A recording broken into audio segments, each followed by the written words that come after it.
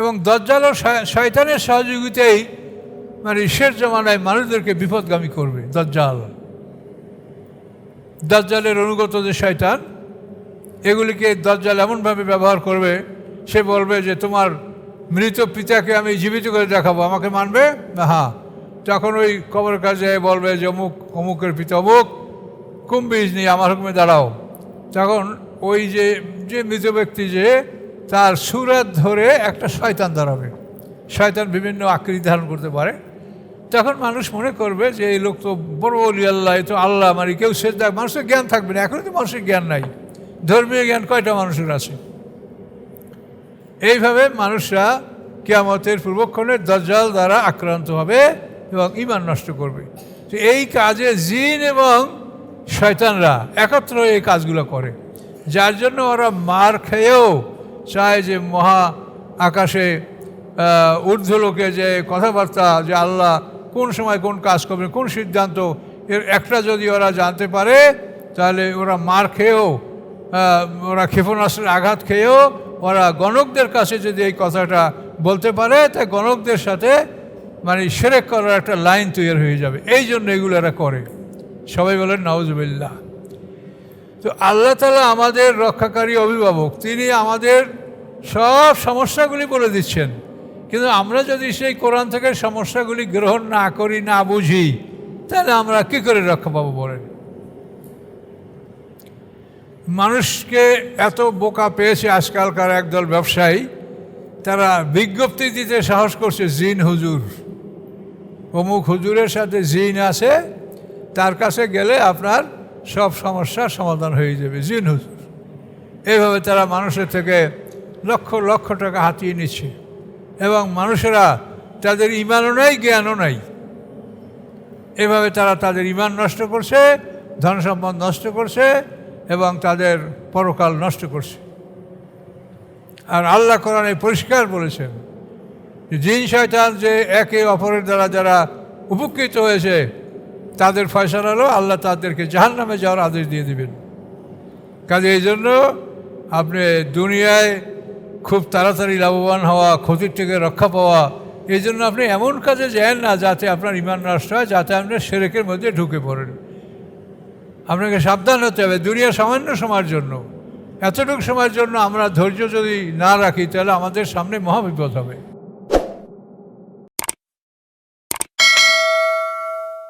আসসালামু আলাইকুম। সম্মানিত সুধীমণ্ডলী, আমরা সূরা সাফফাত থেকে এখন ধারাবাহিক আলোচনা করব ইনশাল্লাহ। আউযু বিল্লাহি মিনাশ শাইতানির রাজিম। বিসমিল্লাহির রহমানির রহিম। ওয়াস-সাফফাতে সাফফা। শপথ ওই সকল ফেরেশতার যারা সারিবদ্ধ হয়ে থাকে। আমরা যেরকম নামাজে কাতার দেই, এইরকম ফেরেশতারা আল্লাহর কোনো আদেশ শোনার জন্য কাতারবন্দি হয়। তো সেই ফেরেশতাদের কসম আল্লাহ করছেন, ওয়াস-সাফফাতে সাফফা। ওই সকল ফেরেশতাদের শপথ যারা কাতারবন্দি হয়, কাতারবন্দি হয়ে দাঁড়ায়। ফাজ্জাজিরাতে ঝাজরা। এবং ওই সকল ফেরেশতার শপথ যারা মেঘমালাকে তাড়ায়। মেঘমালা এক জায়গা থেকে আরেক জায়গায় হাঁকিয়ে নিয়ে যায়। মিকাইল গ্রুপের ফেরেশতারা এই মেঘ পরিচালনার দায়িত্ব পালন করে। তো প্রত্যেকটা গ্রুপেই অসংখ্য ফেরেশতা আছে, এই জন্য এখানে বহু বচন ব্যবহার করেছে। আর জাজরাতের আরও একটা অর্থ আছে যে আল্লাহ এবং ফেরেশতারা যখন ঊর্ধ্বলোকে কোনো বিষয়ে আলাপ আলোচনা করে, তখন এই কথাগুলি চুরি করে শোনার জন্য একদল শক্তিশালী জিন ওত পেতে থাকে, চেষ্টা করে যে কিছু কথা শোনা যায় কিনা। তো ওদেরকেও তাড়ানো হয়। তো জাজিরাত বলতে মেঘমালা পরিচালনা করা এবং ওই সকল যারা শ্রবণ চুরি করে, যে সমস্ত শয়তান, তাদেরকে সতর্ক করা, তাদেরকে জাজর মানে হলো মানে দূর থেকে ভয় দেখিয়ে তাড়িয়ে দেওয়া। এই ফেরেশতারা এই দায়িত্ব পালন করে। ফাত্তালিয়াতে জিকরা, ওই সকল ফেরেশতাদের কসম যারা জেকের তেলাওয়াত করে। জিকের মানে আসমানি কেতাব, আসমানি কেতাব তেলাওয়াত করে সেই সকল ফেরেশতাদের কসম। তো ফেরেশতারা আসমানি কেতাব তেলাওয়াত করে, এর আরও একটা অর্থ এ হতে পারে যে ফেরেশতারা আসমানি কেতাব তেলাওয়াত করে নবী রসুলদেরকে শোনায় এবং আল্লাহর হুকুম মতো তারা নবী রসুলকে ওহী বিনিময় করে। তালিয়াত অর্থ এটাও। আর তালিয়াতের তৃতীয় অর্থ হচ্ছে যে আমরা যারা কোরআন তেলাওয়াত করি আমরাও তালিয়াত তেলাওয়াত করেনেওয়ালা। আর জিকরা মানেই কোরআন। তাহলে কোরআন তেলাওয়াতকারীরা তাদের এত সম্মান যে আল্লাহ তাআলা তাদের শপথ করেছেন কোরআনে। দেখেন কত বড় গুরুত্বপূর্ণ যে তাদের শপথ করে আল্লাহ শপথ করেছেন। কি শপথ করে কি বলবেন সেটা সামনে পাবেন। তো সারিবদ্ধভাবে দাঁড়ানো ফেরেশতাদের কসম, মেঘমালা বিস্তৃতকারী ফেরেশতাদের কসম, তেলাওয়াতকারী ফেরেশতাদের কসম, তেলাওয়াতকারী আল্লাহর বান্দাদের কসম। কসম করে আল্লাহ কি বলছেন? ইন্না ইলাহুকুম লাওয়াহিদ, নিশ্চয়ই তোমাদের ইলাহ এক। তোমাদের ইলাহ ইবাদতের যোগ্য আল্লাহ একমাত্র এক। যেমন আরবের মুশরিকরা বলতো যে মুহাম্মদ সাল্লাল্লাহু আলাইহি ওয়াসাল্লাম সমস্ত ইলাহগুলো শেষ করে এক ইলাহ করবে, এটা কি সম্ভব?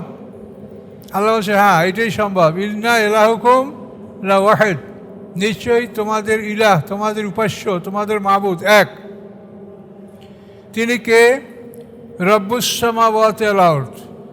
তার বৈশিষ্ট্য হলো যে আকাশ পৃথিবীর তিনি লালন পালনকারী। তাহলে আকাশ পৃথিবী লালন পালন করার জন্য অনেক কিছু আছে যেটা আমাদের অদৃশ্যে আমরা দেখি না। এই পৃথিবীটা চলে ঘন্টায় 43,200 মাইল বেগে।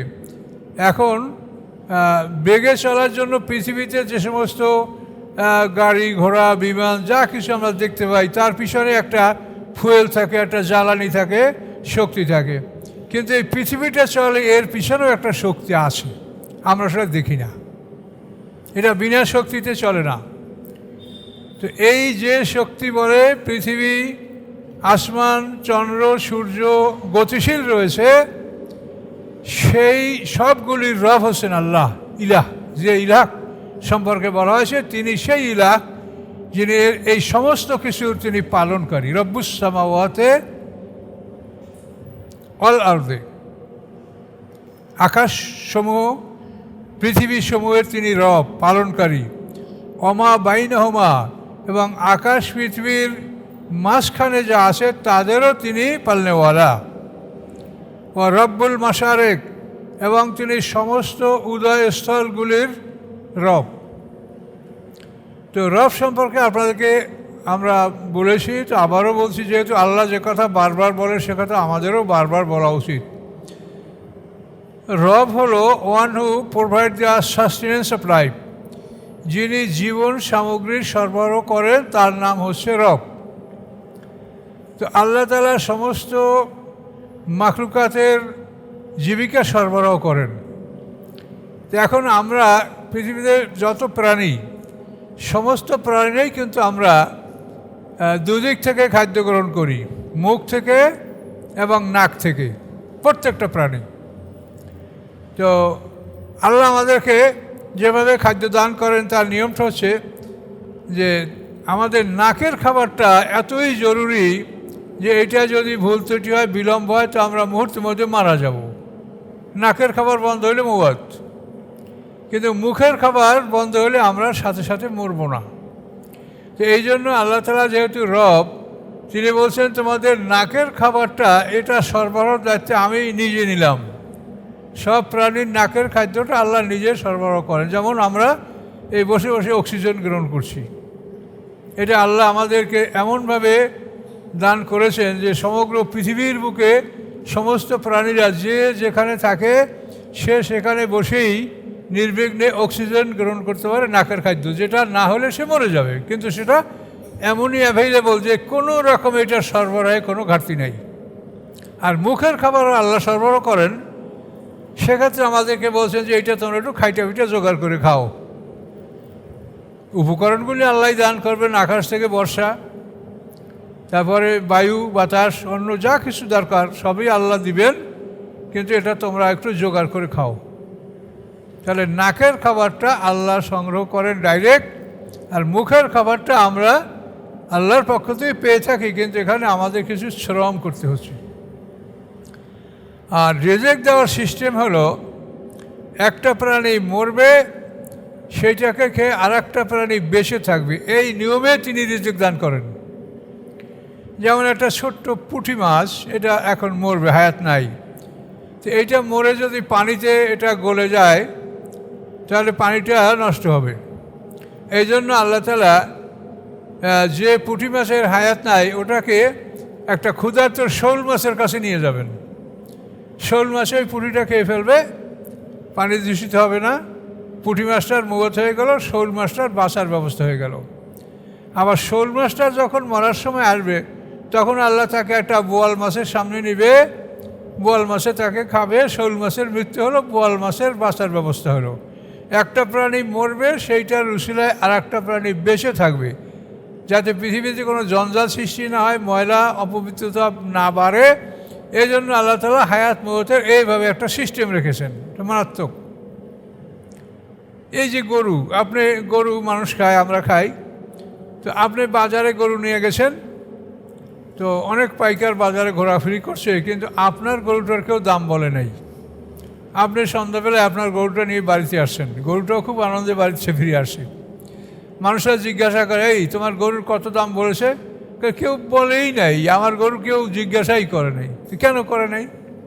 এর কারণ হলো, যে গরুগুলির মৃত্যুর সময় ঘনিয়ে আসে, পাইকাররা ওই গরুগুলোই ঘুরে ঘুরে দেখে, কোনটায় কয় মণ গোস্ত হবে, কত দাম হবে, এভাবে ঘুরে ঘুরে দেখে ওই গরুগুলি কেনে, ট্রাক ভরে এবং কসাইখানায় পৌঁছে দেয়। আর যে গরুটার এখনও হায়াত আছে সেটা কসাইয়ের চোখে পড়ে না। আপনার সুন্দর গরু, কিন্তু কসাইয়ের চোখে ওটা পড়ছে না, ওটার হায়াত আছে। এইভাবে সকল ক্ষেত্রে আপনি মুরগি, হাঁস, আপনার বাড়ি গৃহপালিত পশু পাখি, মাছ, আপনি যেটাই খাবেন, পুকুরের আপনি একটা টার্গেট নিয়েছেন যে অমুক মাছটা আজকে খাবেন, কিন্তু বহু চেষ্টা করে আপনি সে মাছটা ধরতে পারছেন না, তার কারণ ওটার হায়াত আরও আছে, আপনি আজকে ওটা ধরতে পারবেন না। তো হায়াত এবং মওতের তালিকা ঠিক রেখে যিনি সব কিছুকে জীবিকা দান করেন তার নাম হচ্ছে রব। আর মাশরিক হলো উদয়স্থল। তো এই আরবি ভাষা হলো একটার মধ্যে দুটি আছে, মাশরিক মাগরিব। তো সমস্ত উদয়স্থলের মালিক আল্লাহ। সূর্য প্রতিদিন একটা নূতন জায়গা থেকে উদয় হয়, নূতন জায়গায় অস্ত যায়। এভাবে সূর্যটা 365 দিনে 365 জায়গা থেকে উদয় হয়, 365 দিনে ওই নির্ধারিত জায়গায় অস্ত যায়। 365, আজকে যেখান থেকে সূর্য উঠেছে ঠিক 365 দিন পরে এইখান থেকে আবার সূর্য উঠবে। এটা আল্লাহর কুদরত।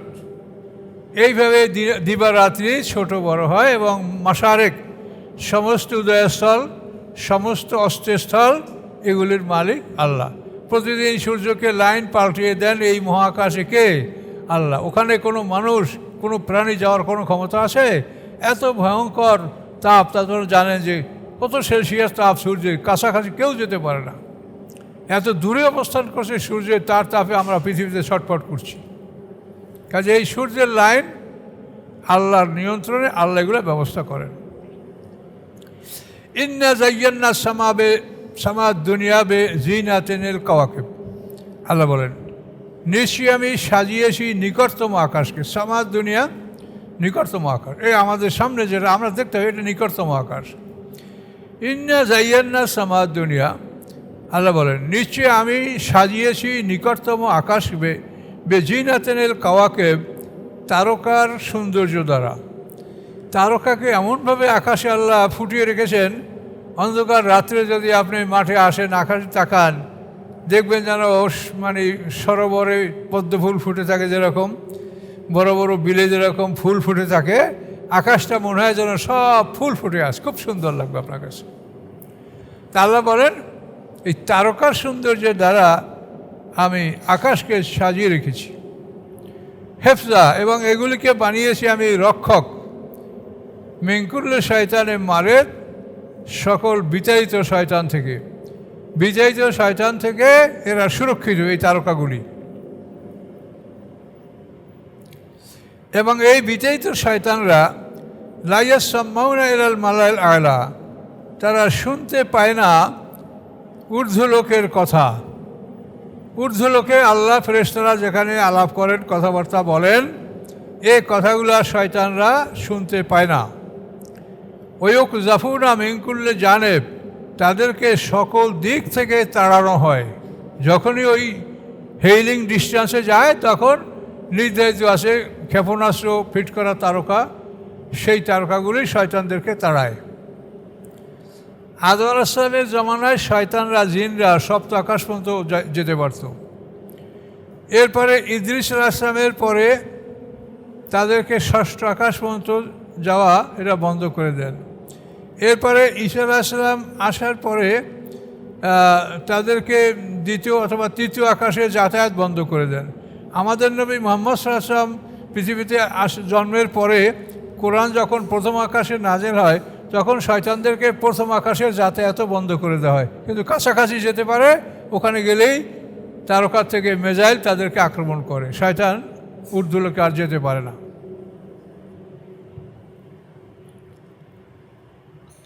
আল্লাহ বলেন লা ইয়াসমাউনা ইলাল মালাইল আলা, এই জিন শয়তানেরা এরা ঊর্ধ্বলোকের কথা শুনতে পায় না। ওয়ুক জাফুনা মিনকুল্লে জানেব, তাদেরকে সকল দিক থেকে তাড়ানো হয়। দুহুরা, বিতাড়ন তাদের জন্য, তাদেরকে বিতাড়িত করা হয়। ওয়ালাম আযাবু আসেব, এবং তাদের জন্য রয়েছে চিরস্থায়ী শাস্তি। চিরস্থায়ী মানে দুনিয়ায়ও শাস্তি, আখিরাতেও শাস্তি, চিরস্থায়ী শাস্তি তাদের জন্য, এই শয়তানদের জন্য। ইল্লা মান খাতেফাল খাতপাতা ফাতপাউ শিহাবুন সাকিব, শুনতে পায় না তারপরও খাতেফা মানে ছো মেরে নিয়ে যাওয়া।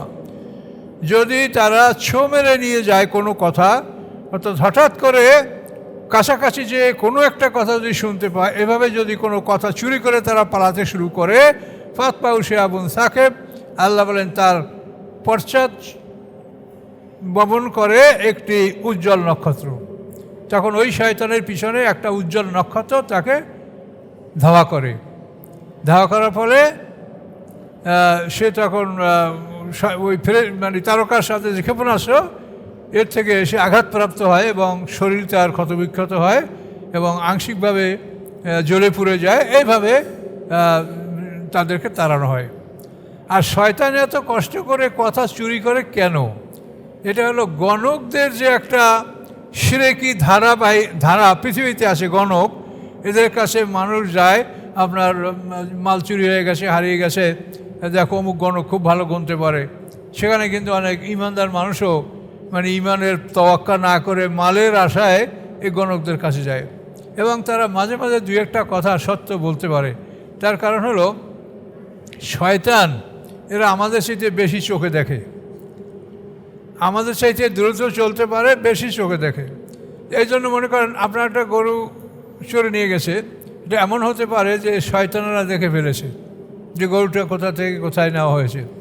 তো এখন এই শয়তানেরা গণকের কাছে এটা জানাবে যে এই গরুটা অমুক জায়গার থেকে অমুক জায়গায় গেছে।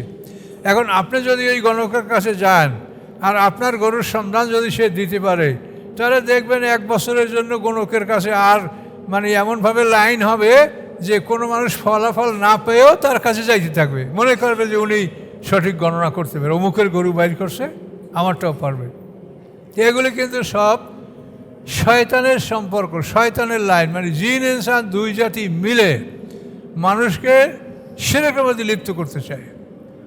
এবং দাজ্জাল ও শয়তানের সহযোগিতায় মানে শেষ জমানায় মানুষদেরকে বিপদগামী করবে। দাজ্জালের অনুগত যে শয়তান, এগুলিকে দাজ্জাল এমনভাবে ব্যবহার করবে, সে বলবে যে তোমার মৃত পিতাকে আমি জীবিত করে দেখাবো, আমাকে মানবে? হ্যাঁ। তখন ওই কবরের কাছে বলবে যে অমুকের পিতা অমুক, কুম্বিজ নিয়ে আমার হুকুমে দাঁড়াও।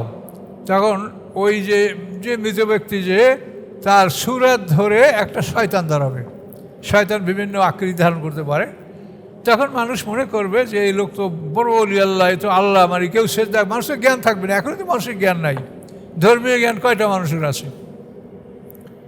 এইভাবে মানুষরা কিয়ামতের পূর্বক্ষণে দাজ্জাল দ্বারা আক্রান্ত হবে এবং ঈমান নষ্ট করবে। তো এই কাজে জিন এবং শয়তানরা একত্র এই কাজগুলো করে, যার জন্য ওরা মার খেয়েও চায় যে মহা আকাশে ঊর্ধ্বলোকে যে কথাবার্তা, যে আল্লাহ কোন সময় কোন কাজ করবে, কোন সিদ্ধান্ত, এর একটা যদি ওরা জানতে পারে তাহলে ওরা মার খেয়েও, ওরা ক্ষেপণাস্ত্রের আঘাত খেয়েও ওরা গণকদের কাছে যদি এই কথাটা বলতে পারে, তাই গণকদের সাথে মানে শিরক করার একটা লাইন তৈরি হয়ে যাবে। এই জন্য এগুলো এরা করে। সবাই বলেন নাউজুবিল্লাহ। তো আল্লাহ তাআলা আমাদের রক্ষাকারী অভিভাবক, তিনি আমাদের সব সমস্যাগুলি বলে দিচ্ছেন, কিন্তু আমরা যদি সেই কোরআন থেকে সমস্যাগুলি গ্রহণ না করি, না বুঝি, তাহলে আমরা কী করে রক্ষা পাবো বলেন? মানুষকে এত বোকা পেয়েছে আজকালকার একদল ব্যবসায়ী, তারা বিজ্ঞপ্তি দিতে সাহস করছে জিন হুজুর, অমুক হুজুরের সাথে জিন আছে, তার কাছে গেলে আপনার সব সমস্যার সমাধান হয়ে যাবে, জিন হুজুর। এইভাবে তারা মানুষের থেকে লক্ষ লক্ষ টাকা হাতিয়ে নিচ্ছে এবং মানুষেরা তাদের ঈমানও নাই, জ্ঞানও নাই। এভাবে তারা তাদের ঈমান নষ্ট করছে, ধন সম্পদ নষ্ট করছে এবং তাদের পরকাল নষ্ট করছে। আর আল্লাহ কোরআনে পরিষ্কার বলেছেন যে জিন শয়তান যে একে অপরের দ্বারা যারা উপকৃত হয়েছে, তাদের ফয়সালা হলো আল্লাহ তাদেরকে জাহান্নামে যাওয়ার আদেশ দিয়ে দিবেন। কাজে এই জন্য আপনি দুনিয়ায় খুব তাড়াতাড়ি লাভবান হওয়া, ক্ষতির থেকে রক্ষা পাওয়া, এই জন্য আপনি এমন কাজে যান না যাতে আপনার ঈমান নষ্ট হয়, যাতে আপনি শিরকের মধ্যে ঢুকে পড়েন। আপনাকে সাবধান হতে হবে। দুনিয়া সামান্য সময়ের জন্য, এতটুকু সময়ের জন্য আমরা ধৈর্য যদি না রাখি, তাহলে আমাদের সামনে মহাবিপদ হবে। এই কথাগুলো আল্লাহ এখানে বলছেন। ইল্লামান খাতাপাল খাতপা, ব্যতীত সে যে কিছু একটা ছো মেরে নিয়ে গেল, ফাতমাউ শিহাবুন সাকিব, তার পিছনে তাকে অনুসরণ করে একটা উজ্জ্বল নক্ষত্র। ওই নক্ষত্রের সাথে ক্ষেপণাস্ত্র আছে। এটা আপনারা গভীর রাতে দেখবেন যে আকাশে তারকা সাঁ করে এক প্রান্ত থেকে অন্য প্রান্তে চলে গেছে। এটা অনেক সময়, এখন তো বৈদ্যুতিক আলোতে আমরা রাতের দৃশ্যটা ভালো কিছুই দেখতে পাই না, কিন্তু এটা বৈদ্যুতিক আলোর এরিয়ার বাইরে যান, আকাশে যান, গভীর রাতে আপনি দেখবেন, আপনি নিজেই দেখতে পাবেন এর বাস্তবতা। এই যে বলছে কোরআনে, এর বাস্তব সত্য, এটা আপনি নিজেই দেখতে পারবেন। এখন এই কথাগুলি বলার পরে আল্লাহ বলছেন যে মুহাম্মদ সাল্লাল্লাহু আলাইহি ওয়াসাল্লাম, আপনি এখন মক্কার কোরাইশদেরকে জিজ্ঞাসা করেন, ফাস্তাফতিহিম, তাদের থেকে ফতোয়া গ্রহণ করেন, অর্থাৎ তাদেরকে জিজ্ঞাসা করেন, আহুম আসাধ্য খালকা, তারা কি আমার কঠিন সৃষ্টি, আম্মান খালাক না, অথবা এই যাদের কথা বলল এরা আমার কঠিন সৃষ্টি। আল্লাহ বলছেন আপনি ওদেরকে জিজ্ঞাসা করেন, তোমরা মক্কার মুশরিক, তোমরা কি কঠিন সৃষ্টি না এইগুলি আকাশ, পৃথিবী, গ্রহ, নক্ষত্র, তারপরে জিন জাতি এবং এই শয়তানদের বড় বড় দল যারা আকাশ পৃথিবীতে এই আল্লাহর কথা চুরি করে, এই আকাশ, পৃথিবী, আসমান, জমিন এবং এই জিন জাতি। তো আল্লাহ বলছেন আপনি জিজ্ঞাসা করেন এগুলি কঠিন সৃষ্টি না তোমরা আল্লাহর কঠিন সৃষ্টি, কোনটা? তাহলে তোমরা আল্লাহর কঠিন সৃষ্টি নও। কাজেই আল্লাহ তাআলা ওগুলি যেমন সৃষ্টি করতে পেরেছেন, তোমাদেরকে আল্লাহ পুনরায় সৃষ্টি করবেন এবং বিচারের সম্মুখীন করবেন। এ ব্যাপারে তোমরা কোনো রকম সন্দেহ পোষণ করো না, তাহলে বিপদ হবে। আল্লাহ বলেন ইন্না খালাকনাহুম মিন তিনিন লাযিব, আমি তো তাদেরকে মিশ্রিত মাটি হতে, লাজেব মানে প্লাস্টিক কেলে, গাড়া কাদা, মিশ্রিত মাটি। আল্লাহ বলেন আমি তো এই তোমরা মানুষ, তোমাদেরকে মিশ্রিত মাটি হতে, মাটিটা মিশ্রিত মানে মাটির সাথে পানি যোগ না করলে মাটির দ্বারা কিছুই করা যায় না। তো মাটির সাথে পানি মিশানো হয়েছে, বায়ু মিশানো হয়েছে, তাপ মিশানো হয়েছে। তাহলে মাটি, পানি, বায়ু, তাপ এই সবগুলো মিশানো হয়েছে। মিশিয়ে এই সংমিশ্রিত মাটি দ্বারা আল্লাহ বলেন আমি তোমাদেরকে সৃষ্টি করেছি। আদম আলাইহিস সালামকে আল্লাহ তাআলা যে মাটি নিয়েছেন সেখানেও এই বস্তুগুলি মিশানো হয়েছে। পৃথিবীর পৃষ্ঠদেশকে মাটি, পানি, তাপ, বায়ু সবই মিশ্রিত করা হয়েছে, মিশ্রিত করেই সৃষ্টি করা হয়েছে। সেই কথা আল্লাহ বলেন আমি তোমরা মানুষ, তোমাদেরকে আমি মিশ্রিত মাটি হতে আমি তোমাদেরকে সৃষ্টি করেছি। কাজেই তোমাদের বোঝা উচিত যে আমি এত বড় বড় সৃষ্টি, আমার আকাশ, পৃথিবী, তারপরে এদের রক্ষণাবেক্ষণ, সূর্য, চন্দ্র, জিনজাতি, কাজেই সব আমি সৃষ্টি করেছি। কাজেই তোমরা সাধারণ সৃষ্টি, তোমাদেরকে আমি আবার পুনরায় জাগাবো, তুলব, হিসাব নেব, বিচার করব। বাল আজেবতা, আল্লাহ বলেন হে রাসূল বরং আপনি আশ্চর্যান্বিত হবেন, আপনি অবাক হবেন যে ওয়াসখারুন, তারা উপহাস করছে। এইটাই আশ্চর্যের বিষয় যে তারা এই কোরআন থেকে গ্রহণ করছে না। তারা কি করছে? ইয়াসখারুন, তারা উপহাস করছে। কাজে এজন্য আপনি আশ্চর্য হবেন যে তারা কেমন বোকা, কেমন মানুষ যে এই কোরআনকে তারা ঠাট্টা করছে, উপহাস করছে। ওয়াইদা যুক্কিরুল আয়াজ করুন, এবং যখন তাদেরকে উপদেশ দেওয়া হয় তখন তারা উপদেশ গ্রহণ করছে না। ওয়াইদা যুক্কিরুল আয়াজ করুন, যখন তাদেরকে উপদেশ দেওয়া হয় তখন তারা উপদেশ গ্রহণ করে না। ওয়াইদা রাও আয়াতান ইয়াস্তাসকিরুন, যখন তারা দেখে কোনো নিদর্শন তখন সেটাকে তারা উপহাস করে। আয়াত মানে নিদর্শন, মোজেজা অথবা আয়াত মানে কোরআনের আয়াত, এগুলি নিয়ে তারা উপহাস করে। ইয়াস্তাসকিরুন অকলু, এবং তারা বলে এন হাযা ইল্লা সিহরুম মুবিন, এগুলি স্পষ্ট জাদু ছাড়া আর কিছু নয়। মুসা আলাইহিস সালাম কত বড় মোজেজা, আয়াত মানে নিদর্শন দেখালেন, এটা জাদু। ফেরাউন সমস্ত জাদুঘর সংগ্রহ করে মুসা আলাইহিস সালামের সাথে মোকাবেলা করার জন্য মাঠে নামলো। পরিণাম কী হয়েছে তা জানেন। তা আল্লাহ বলেন যে তারা কোনো নিদর্শন দেখলে তারা বলে, তারা ওটার উপরে উপহাস করে। অকলু, এবং তারা বলে এন হাযা ইল্লা সিহরুম মুবিন, এগুলি স্পষ্ট জাদু ছাড়া আর কিছু নয়।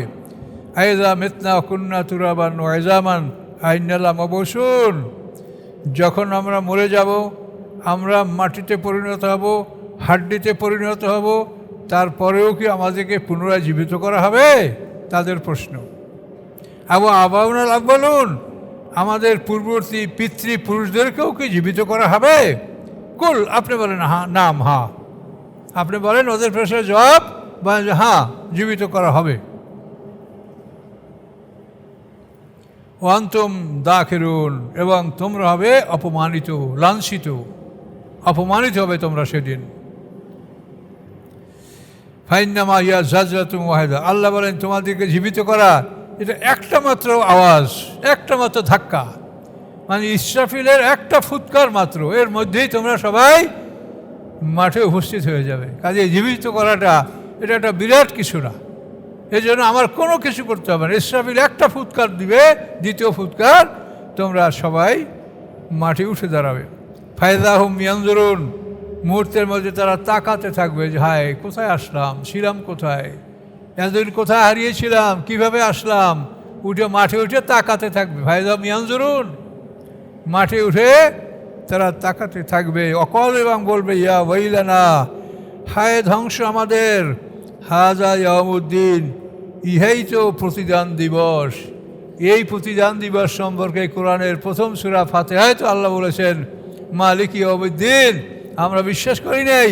তো মাঠে ওঠার পরে তাকাবে আর অকলু বলবে ইয়া ওয়াইলানা, হায় ধ্বংস আমাদের, হাযা ইয়াউমুদ্দিন, এই তো হচ্ছে সেই প্রতিদান দিবস।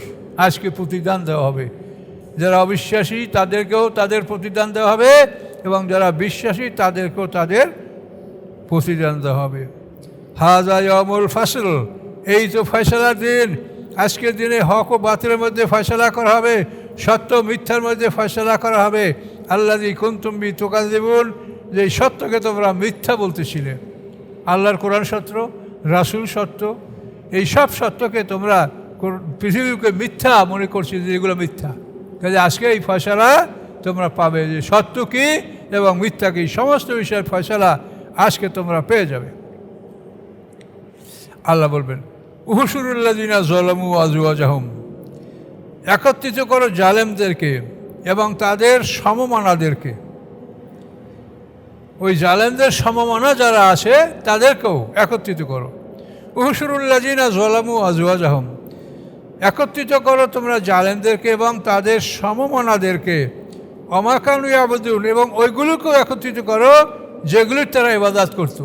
লাত, উজ্জা, মানাত, ওল, হবল, তারপরে বালা বাক্য, তো এইভাবে সব যত মূর্তি আছে তাদেরকেও আল্লাহ তাদেরকেও উপস্থিত করো।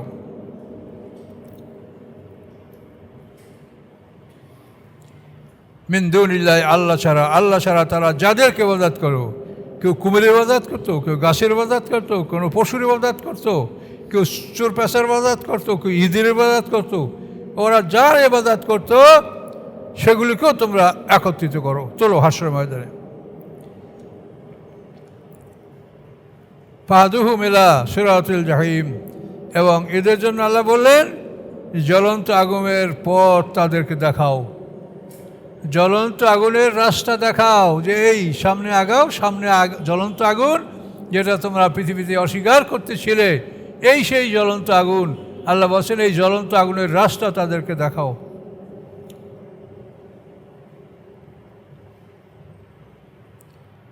আচ্ছা, এটা আল্লাহ বলবেন যে আগুনের দিকে নিয়ে যাও, জ্বলন্ত আগুনের পথ দেখাও।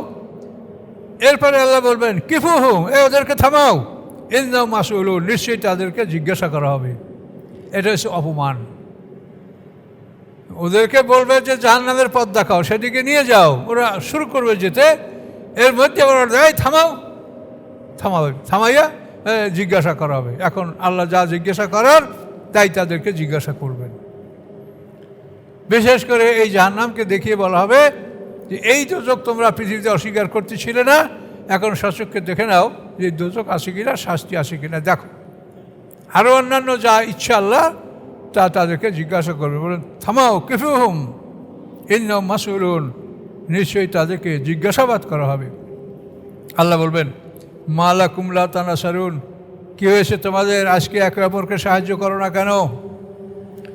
তোমরা দুনিয়ায় তো একে অপরকে সাহায্য করতে, সবাই দলবল বেঁধে তোমরা এই মূর্তি পূজা করতে, ইসলামের বিরোধিতা করতে, হ্যাঁ, সবাই তোমরা তো হইচই করে নিজেদের দলবল নিয়ে সব কাজ করতে, একে অপরকে সহযোগিতা করতে।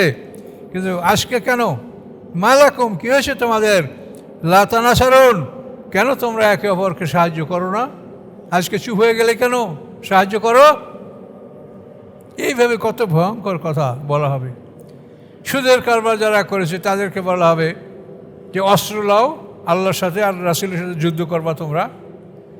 কারণ সুদের কারবার যারা করে, কোরআনে আল্লাহ বলেছেন ফাযানু বিহারবিন মিনাল্লাহি ওয়া রাসূলি, যারা সুদ এখনও বর্জন করে নাই, আল্লাহ বলছেন তোমরা আল্লাহ এবং আল্লাহ রসুলের বিরুদ্ধে যুদ্ধের মোকাবেলা করার জন্য প্রস্তুত হও। এবং হাসরের ময়দানে বলা হবে অস্ত্র লাও, তোমরা সুদের কারবার করেছো, আল্লাহ এবং রাসূলের বিরুদ্ধে যুদ্ধ করবা, অস্ত্র লাও। এরকম অপমান করা হবে।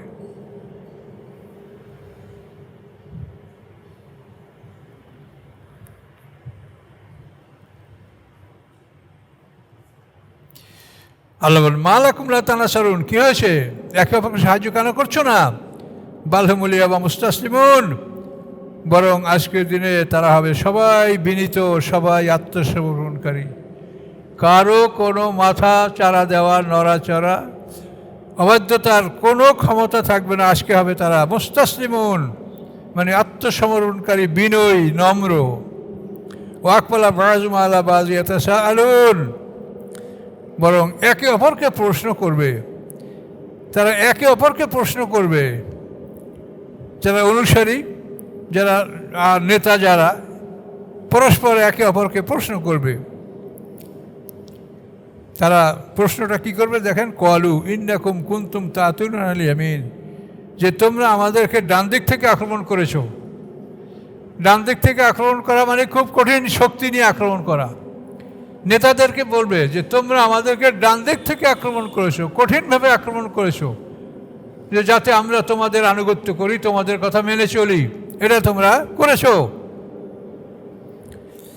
কলু বাল লাম তাকুনু মুমিনিন, তখন নেতারা বলবে না না, তোমরা তো নিজেরাই অবিশ্বাসী ছিলে, তোমরা মুমিন ছিলে না। মানে কেউ কারো দায়িত্ব সেদিন নেবে না, সবাই নিজেকে এড়িয়ে নিতে চেষ্টা করবে। তো যারা আনুগত্য করেছে তারাও যখন বলবে যে তোমরা আমাদেরকে কঠিনভাবে আক্রমণ করেছো, তোমাদের দল করার জন্য অনুরোধ করেছো, তখন ওরা বলবে যে না, তোমরাই তো বিশ্বাসী ছিলে না। তো পৃথিবীতে এই দৃশ্যগুলো কিন্তু আমি ভাঙ্গায় বলার আমার প্রয়োজন নাই, আপনারা মাথায় নিলে দেখতে পাবেন যে পৃথিবীতে এই অবস্থাগুলি এখনও বিদ্যমান। অন্যায়কারীর এখন এভাবে অন্যায়টা পৃথিবীতে করছে এবং অন্যায়ের পক্ষে তারা সংঘবদ্ধ হচ্ছে, কিন্তু পরকালে এই অবস্থাটা হবে।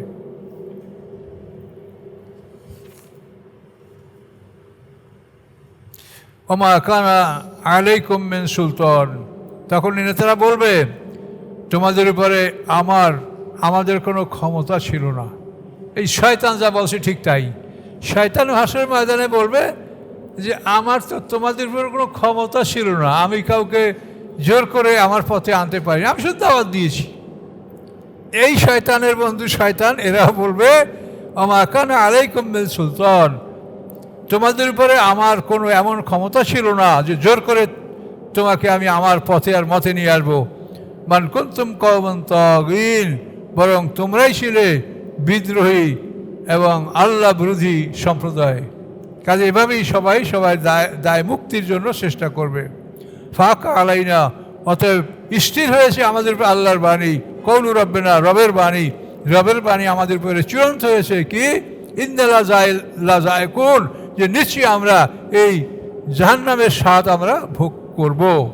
ফাগওয়াইনাকুম ইন্নাকুম কুন্না গাবিন, আমরা তোমাদেরকে বিপদগামী করেছি আর আমরা নিজেরাও বিপদে ছিলাম, একথা তারা সেদিন স্বীকার করবে। ফাইন্নম ফিল ইয়াউমাইযিন ফিল আযাবি মুশতারিকুন, এভাবে সেদিন তারা শাস্তিতে শরীক হবে, অর্থাৎ সবাই একই শাস্তির অংশীদার হবে। ইন্না কাযালিকা নাফআলু বিল মুজরিমিন, নিশ্চয়ই আমরা মুজরিমকে, আল্লাহ বলেন এভাবে অপরাধীদেরকে আমি এভাবেই শাস্তি দেবো, এভাবেই তাদের সাথে আমি আচরণ করব।